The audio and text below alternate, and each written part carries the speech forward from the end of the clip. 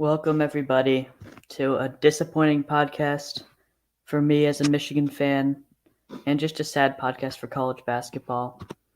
As you can see by the title, and as you've probably seen on a news website, a sports news website, Michigan University has had some problems with COVID over the past few days.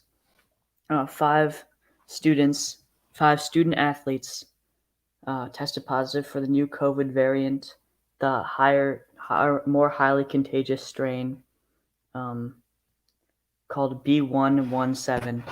And the university did the right thing by shutting down basically its entire athletic program, all of its athletic programs. It was the right move because this new strain is definitely much more contagious. So if it gets past like this 5-person radius or these five people, it could cause real trouble for the Michigan program. So it's good to stop everything before it gets too bad. And it's also possibly more deadly and more it might pose more risks health wise. So it's a good thing to shut down, but it does have serious implications on the basketball season for Michigan. And I also decided to put these highlights up during this video because this was the last game Michigan will play for the near future. It was a great win against Purdue. I did a recap of that game. Now, Michigan is slated to play 4 games in the next 2 weeks, and the university announced that there would be up to a 2-week pause on all athletics. So up to a 2-week pause, meaning they could potentially decide to resume playing before that 2-week span is up. But it is pretty likely that I think they'll go the entire 2 weeks without any athletics, which is, once again, I'll say it, the right move when you're dealing with this new strain of COVID.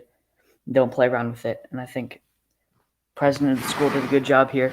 But yeah, Michigan has 4 games scheduled in the upcoming 2 weeks. We started with a game that was previously postponed against Penn State. That would have been at home, and games against Northwestern, Indiana, and and I'm blanking. But yeah, I think this upcoming 4 games would have been 4 winnable games for the Michigan program. So it's always tough. It would have been Northwestern, Indiana, Rutgers, and Penn State.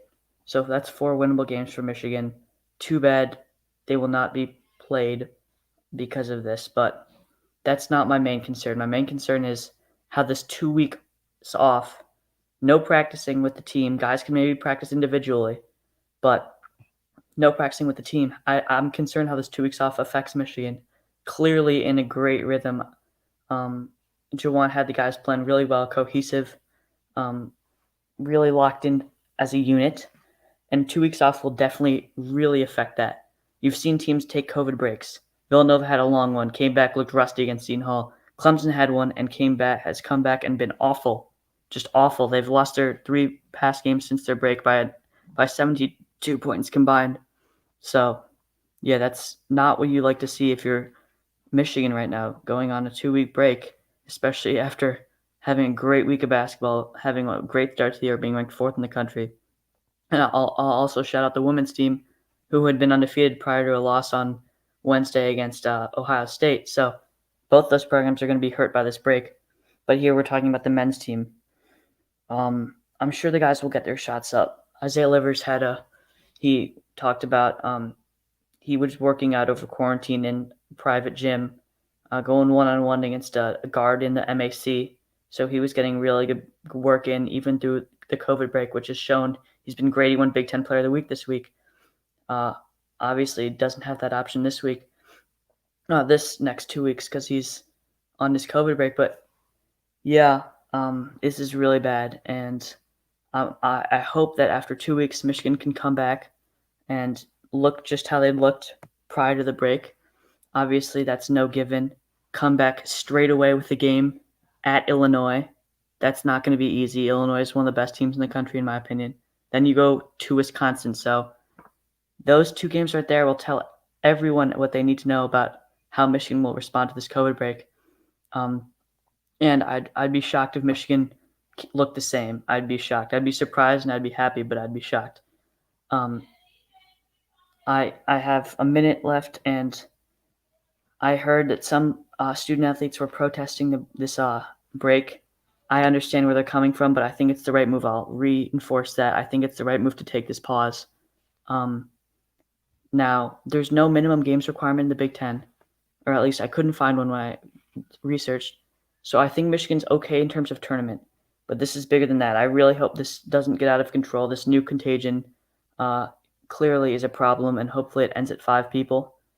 But if it doesn't, then this break could be much longer than 2 weeks.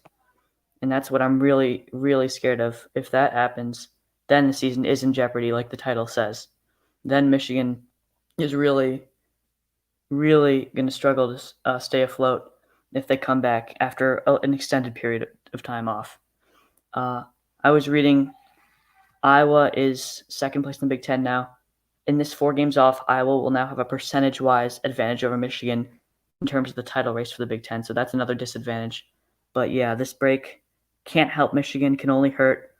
I really hope that no one else gets this new variant of COVID, this new strain, and this 2-week delay won't kill. It's not the end of the world, but it has the potential to be the end of the world. And with that, keep everyone who has this new strain of COVID in your prayers. As a Michigan fan, I'm keeping everyone in my prayers, and I'll watch how the rest of the college basketball plays out. Now, keep your eyes tuned on this channel. Brad's definitely going to come out with some Notre Dame recruiting stuff. Just wanted to make this quick update because really tough news about COVID with Michigan, and they've been really lucky this year to not have to deal with it. So it was just coming, and I think the university did the right thing.